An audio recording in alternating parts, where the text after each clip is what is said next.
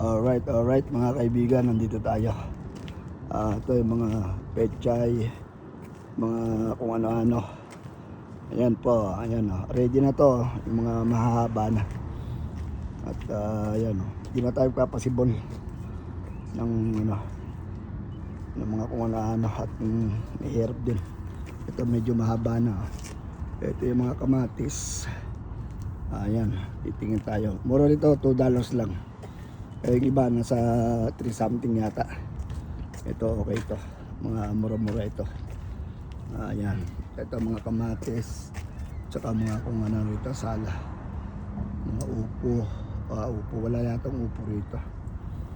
Ayan, tsaka ito mga kamatis din dito, iba-ibang klase, cherry, plum, at tsaka yung mga pang hamburger.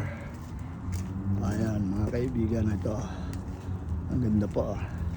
Talagang umpisa na ang summer dito sa aming lugar.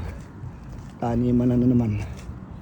Ito gusto kong inaabangan ko yung taniman. Okay, yun lang po mga kaibigan. At hanggang dito lang tayo. Ito kung ano rin nandito, marami rin.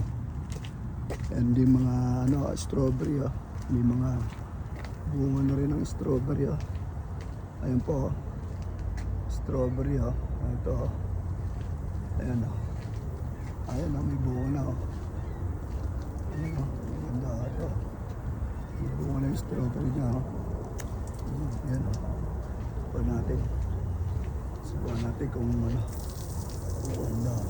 Alright, ito bumili ako nito, blueberry. Palalakahin natin yan. Okay Doc, thank you for watching, bye bye.